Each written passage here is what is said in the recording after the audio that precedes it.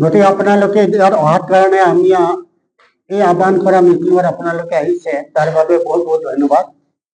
আমাৰ এই প্ৰেছ মেলত বেগ একো নাই, কিন্তু এটা আশা আৰু এটা ষ্টেপ অলপ পাইছোঁ এইটোৱেই যে বৰ্তমান আমাৰ MP অমৰ সিং পিছুৱে যোৱাকালি পাৰ্লিয়ামেণ্টত লোকসভাত প্ৰাইভেট মেম্বাৰ বিলটো ইন্ট্ৰডিউচ কৰিব পাৰিছে।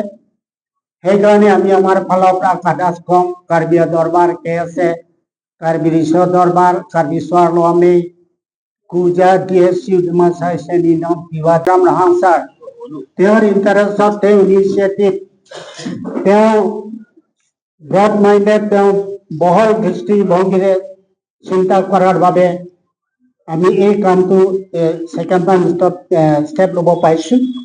গতিকে আমি আমাৰ ফালৰ পৰা CM ডক্টৰ তুলিৰাম ৰাহাঙক আন্তৰিক ধন্যবাদ জ্ঞাপন কৰিছোঁ। আৰু এইখিনি আমি ক'ব বিচাৰিছোঁ যে এইটো হৈছে দ্বিতীয়বাৰ আমাৰ লোকসভাত প্ৰাইভেট মেম্বাৰ বিল ইন্ট্ৰডিউচ কৰা।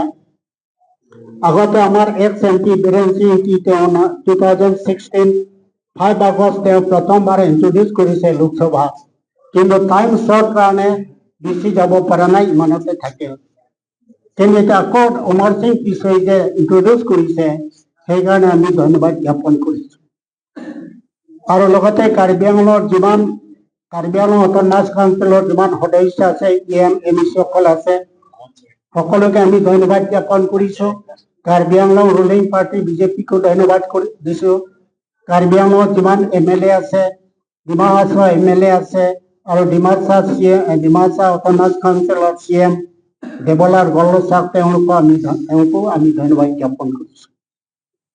এইখিনি আমি ক'ব বিচাৰোঁ যে ফুলপুৰে অট'নমাছ ষ্টেটটো বহুত দিনৰ আমাৰ দাবী, সেই দাবীটো পূৰণ কৰিবলৈ হ'লে, ফুলফিল কৰিবলৈ হ'লে আমি সকলোৰ সহযোগিতা আমি কামনা কৰোঁ। সেইকাৰণে কাৰ্বি আংলঙত যিমান অনা কাৰ্বি আছে, যিমান নন ট্ৰাইবেল আছে, সকলোকে আমি অনুৰোধ কৰোঁ যে তেওঁলোকেও আমাক সহায় কৰে। কাৰণ কাৰ্বি আংলং অট'নমাছ কাউন্সিল হোৱাৰ আগৰে পৰা আমি একেলগে আছোঁ। Karbi non Karbi, tribal non tribal autonomous state পোৱাৰ পিছতে একেদৰে আমি থাকিম, একেলগে আমি থাকিম। কিন্তু আমাক লাগিব ডেভেলপমেণ্ট। বৰ্তমান কাউন্সিলৰ যিমান টকা পইচা আছে, সেই টকা পইচাৰে আমাৰ পিছপৰা জিলাত কোনো পধ্যে উন্নতি কৰাৰ ৰাস্তা নাই, সম্ভৱ নহয়। সেইকাৰণে এটা কিছু ডেভেলপমেণ্টৰ কাৰণে আমি এই ডিমাণ্ডটো কৰিছোঁ। আৰু এই ডিমাণ্ড কোনো জাতিৰ বিৰুদ্ধে, কোনো ধৰ্মৰ বিৰুদ্ধে নহয়। গতিকে আমি আপিল কৰিছোঁ, কাৰ্বি আংলঙত যিমান ট্ৰাইবেল আছে, নন ট্ৰাইবেল আছে, নন কাৰ্বি আছে, সকলোকে আমি একগোট হৈ এই কামটো সমাধান কৰিম, এইটো আমাৰ কামনা। কাৰণ এইটো অসমৰ পৰা বিচ্ছেদ কৰা নহয়, অসমৰ পৰা ভাগ কৰা নহয়, অসমৰ ভিতৰতেই থাকিব। আৰু অসমৰ ভিতৰত থাকিয়েই কাৰ্বি মানুহ উন্নতি হ'ব, বা কাৰ্বি আংলঙত যিমান ট্ৰাইবেল আছে উন্নতি হ'ব অসমত থাকিয়েই। কিন্তু আমাৰ যিটো এটা প্ৰভিজন দিছে, যিটো ৰাইট আছে, সেই ৰাইটে আমি বিচাৰোঁ আৰু সেইমতে কৰিব লাগে।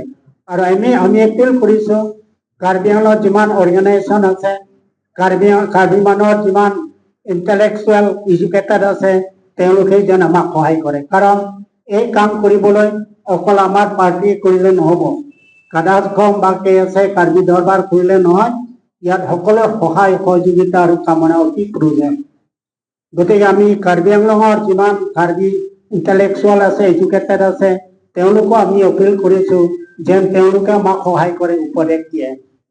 আৰু তেনেকৈ কাৰ্বি আংলঙত আৰু ডিমা হাছাওত যিমানবিলাক মানে ইণ্টেলিজেণ্ট আছে, ইণ্টেলেকচুৱেল আছে, এক্স লিডাৰ আছে, সকলোকে আমি এপিল কৰিছোঁ, ৰিকুৱেষ্ট কৰিছোঁ, আমি তেওঁলোকক অনুৰোধ কৰিছোঁ আন্তৰিকতাৰে যে তেওঁলোকেও আমাক সহায় কৰে।